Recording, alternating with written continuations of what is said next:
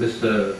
President of today's proceedings, Mr. Chairman of the Madras Bar Association, Mr. Raja, trustees of the Pankawala Foundation, I am absolutely delighted to be with you all today, and everyone else I address very warmly as colleagues, colleagues at law, and colleagues too, with, I hope, some appreciation of the history that's just been described. I hadn't realised quite how important the Madras High Court and the Madras Bar Association was in the history of India, and I'm thoroughly delighted to be here on the 150th anniversary, I suppose, and to wish happy birthday to the association and to the court.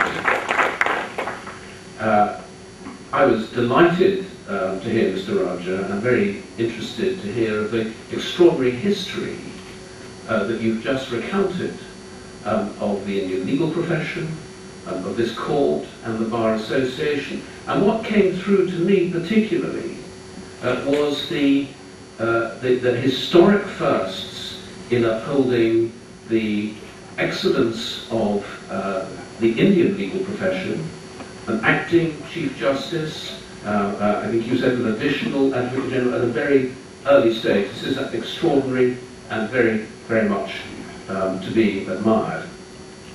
So thank you very much indeed for the warmth of your welcome. I'm glad that the warmth inside this hall is not quite as it is outside. I'm always delighted to be in India, but the temperature sometimes discomforts me a little bit. I'm also very delighted to be here because I do travel a great deal and have both in my professional life and also in my political life. And India stands as a beacon of, despite the size of the country and the challenges which face the country, of a beacon recognizing democracy and the rule of law, and nowhere more than in the courts and through the judges and the lawyers and advocates of India. And I'm very happy to salute all of that this evening and be very pleased to be welcomed by you in this very warm way. Let me then turn to the subject. We had a little bit of discussion, Sir Raja, at least through colleagues, about what I should speak about this evening. And it was decided that the art of advocacy might be an appropriate subject.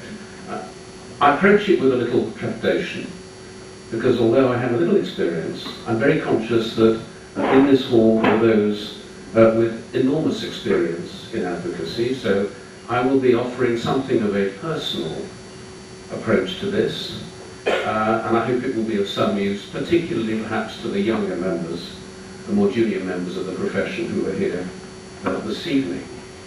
I want to say something, therefore, about that. I also want to say something which I hope will be thought to be appropriate, particularly because of the joint sponsorship of this evening by the Pankawala Foundation, about arbitration, which is, in a sense, the newer side for advocacy and for lawyers. And it's an area in which I have some particular experience. And then I may conclude with one or two words, really, just about the global nature of the legal profession and perhaps what that may mean a little bit for India and its great advocates. But before looking at the future, one needs to go back, because advocacy and the art of advocacy goes back a long way. One can probably trace it particularly to the study of rhetoric in the Greek colony of Syracuse in the 5th century before the Common Era. That's where advocacy really started in a scientific way, and it spread from there to Athens, the great city-state, where it became a highly tuned art. The ability to sway the assembly, which theoretically the assembly in Athens was all of the male citizens. I have to underline the word male because there wasn't that degree of enlightenment at that stage, but still, so far as democracy was concerned, Athenian democracy was, of course, a trailblazer. And all of the assembly listened to orations. The great men made speeches to them. They made speeches to juries. They were really the first professional advocates. And it became the path to power. And actually, if one looks around the world today, one still finds many lawyers and advocates who found their path to power through the law. I served a Prime Minister, Tony Blair, who, though he tried often to forget it, was himself a barrister. From Greece, advocacy spread to the Romans. Two of the greatest Roman orators were Mark Antony, whose Shakespeare at least had declaimed an extraordinary speech on the death of Caesar, and Cicero, one of the greatest advocates of all times. It was said that Cicero practiced his advocacy on the seashore with pebbles in his mouth so as to make his voice clear and carry across the tumult of the waves. With modern microphones, that's probably not a necessary technique to follow today. But Cicero wrote an extraordinary work called De Oratore, which described the science of rhetoric and advocacy.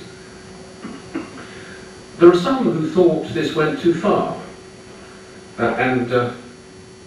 For example, Plato, the great philosopher, became disenchanted with democracy, particularly because he was concerned that it was advocacy and rhetoric and sophistry which had led to the conviction and execution of the great philosopher Socrates. So there are two sides to this coin. The modern world of advocacy is different, but nowhere is it more important than in the common law countries. In, of course, my country, but here in India, in Australia, in the United States, and in many other countries where the oral tradition of courts and of justice has continued. I have some experience of the civil system. In fact, I'm actually a member of the Paris Bar. I've never actually dared practice in a French court.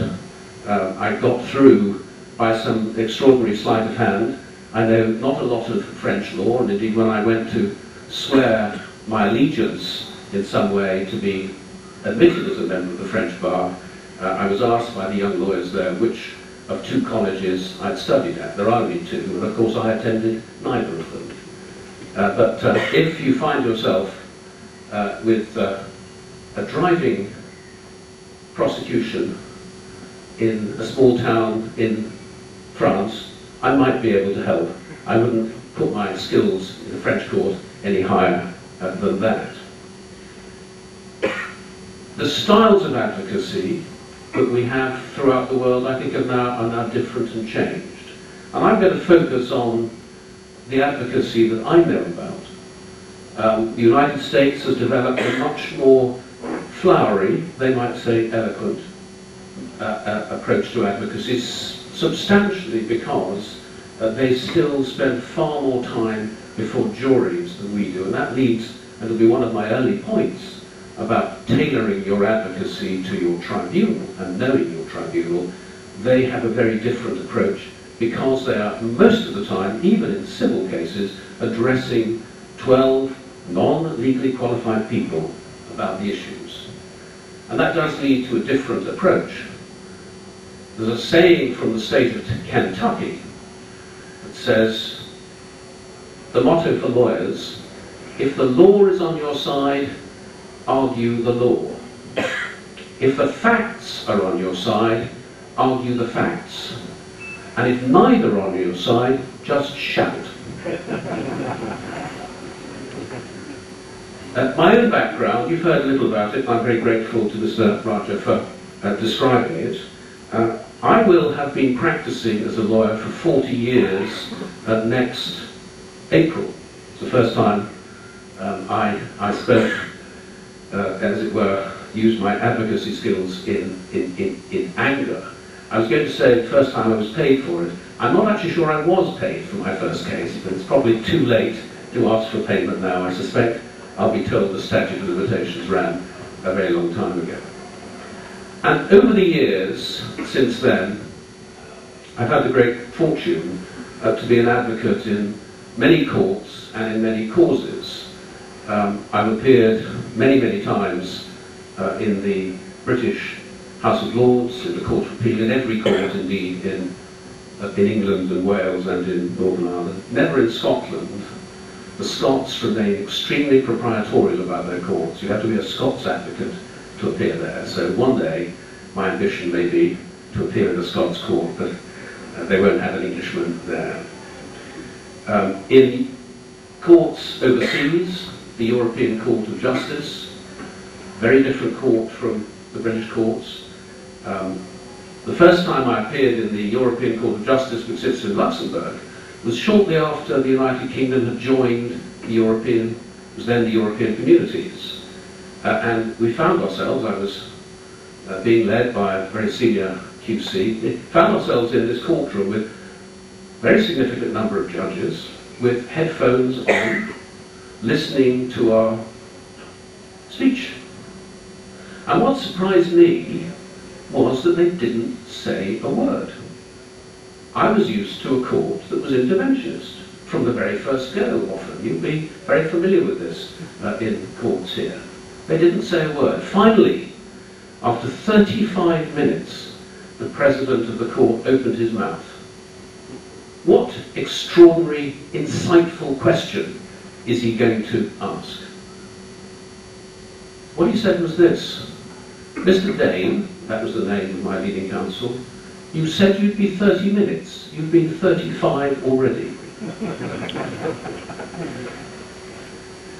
Different style of advocacy, and I'll say something about that. I've appeared in courts, common law courts in many parts of the world, in Belize, in St. Kitts and Nevis, in the Cayman Islands, in the Bahamas, in Singapore, in Hong Kong. I even appeared in, which is not of course a common law court, in Bulgaria, which is an extraordinary experience, and quite why they made me a member of the Bulgarian bar to appear in this case is a little bit beyond me. And I'm a member of the Bar of New South Wales as well, where of course the Australians believe they're the only place which still practices the proper common law. They think England has gone to the dogs since we joined the Europeans. And I've also the experience of practicing advocacy in the political sphere. I remain a member of the House of Lords in its political, in its legislative capacity, the upper house. I've been a member, as you've heard, since 1999. When I was Attorney General, I used to address the House frequently on legislative proposals, and I still participate on matters where I have an interest. I'm no longer simply representing the government's point of view. Indeed, quite a lot of the time I say things the government would rather I didn't do. Very simple: if they don't want me there, they can just instruct me to go in court somewhere else. I wouldn't mind that particularly. So let me, from what I've learned, really try and set forward perhaps just a number of rules which to me are the rules which relate to the art of advocacy. I'm going to save till the last the three which I think are the most important. You may disagree on the significance to be attached to them. To me, they're the most important. But the very first is that, and my first rule is, advocacy is about communication. It's not about showmanship. There's great stories of showman advocates, F. Lee Bailey, Marshall Hall, Carson, great names, who practiced their skills, particularly before juries, in a way which today would be regarded, I think, as showmanship. But for me, the key is that one is trying to communicate something. Communicate to particularly the judge, perhaps to a jury if a jury is there, sometimes a little bit to the public if it's the sort of case where you actually want to be saying something publicly. But essentially, advocacy is about communication. And I think, if I may say to the younger advocates, the thing you have to keep in mind, it is about communication. If at the end of your speaking, the person you're speaking to doesn't actually understand what you've been saying, then you have failed. Unless, and I don't recommend this, but some people do, what you're actually trying to do is to win the case by confusing the judge. What you have to do, therefore, is to understand your case and communicate that to the tribunal. And there's no point demonstrating that in a showy way. There's no point demonstrating it in a way which is appearing superior, because you're actually trying to persuade. The great advocate who went on to be Lord Chancellor, F.E. Smith, who went on to be Lord Birkenhead, was a tremendously successful advocate, but I don't think it was because of his tact. On one occasion, he was addressing a judge, and after he'd been speaking for some time, the judge said, "You know, Mr. Smith, I've been listening to you for half an hour, and I am none the wiser." The judge, F.E. Smith, said, "No, my lord, but you're much better informed." That's not the way to impress your court. So my second rule is you need to know your audience, and you need to shape your advocacy to your audience. Now, we can all categorize pieces of advocacy in different ways. Who are you addressing? For me, there are three particularly broad categories. First instance advocacy to a judge, appellate advocacy, and, if one's involved in it, advocacy to a jury. They're all very, very different. The same basic requirement to communicate is there, but in a different way. With a first instance judge, you're trying to explain what the case is about. It's your first opportunity to demonstrate why your client is right and the other side is wrong.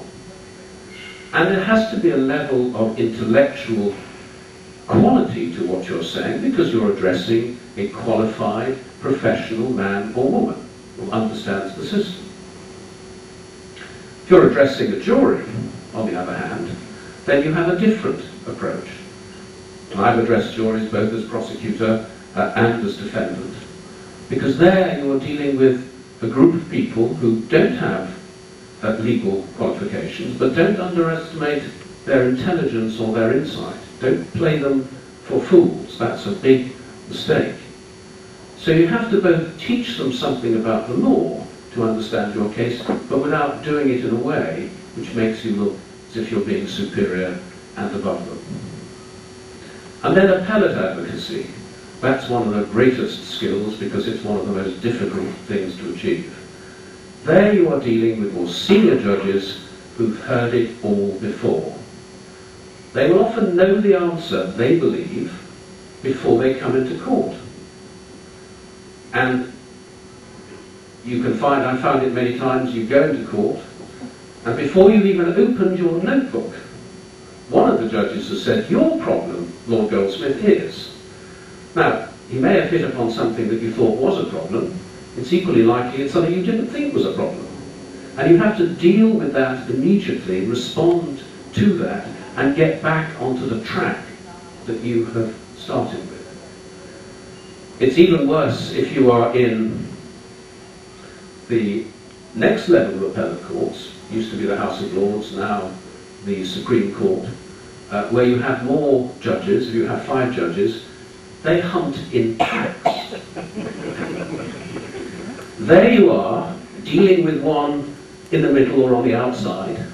You think you're winning the argument, you're responding to what he's saying, and then one comes in from the flank and attacks you from the side with some entirely different point. One of the most difficult things, our House of Lords, now Supreme Court, normally sits in substantive cases in panels of 5, which is bad enough. On some occasions, increasingly now, when I was Attorney General, I had 2 occasions where I had 9 of them. Terrible. Terrible. And you think you're there, And then another point comes. There was one lovely judge, actually, who was trying to work something out on his calculator. I never really understood what it was. But every few minutes, when I moved on, he would say, Lord Goldsmith, just come back to this. And he'd be doing something on his calculator and put that to me. You've got to keep your train of thought throughout that. So you need to know your tribunal. You need to know your judges, if you can. This is why some advocates of experience are particularly fashionable, because they understand their judges, they know their judges, they know what's going to appeal to them and what won't. It's not the same for every court. So do your research. If you're doing a case, try to understand, try to find out in advance who your judges are, and try to understand the sort of things that to them are important. The great legal writer, Glanville Williams, was a great writer, he was a great teacher, he was a rotten advocate. And he never really got the hang of advocacy. In his early days, he said on one occasion, following my adage, know your tribunal, he said to a judge, he said, I've got 3 points to make. One of them you'll understand. The second, if you try very hard, you may understand. The third one is very difficult. I'm going to save that for the Court of Appeal. Not great tactic. He sort of got the idea, think about your tribunal, but he shouldn't actually have told the judge that that's what he was doing. On the other hand, there are cases where you should leave certain points to a later stage. For my third rule, I want to turn to the art of cross-examination, which is a particularly common law art. It doesn't really happen very much in the civil law system, in continental Europe, for example, because they don't have the same adversarial system. They have an inquisitorial system, and the inquisitorial system means that the judge is asking the questions, not the advocate. So the skill of cross-examination is lost to them. Key points about cross-examination are the same. You have to understand what you are trying to communicate, but you have to understand that cross-examination, as one judge said to me when I was quite junior, is not the same as examining crossly. It's not about having a harsh voice and being strident. You may need to be firm, but actually you want to coax an answer out of a witness. The most difficult witness to cross-examine is the honest witness. There you have to get them on your side, and if you start to be aggressive with them, the worst will happen. They will start to give you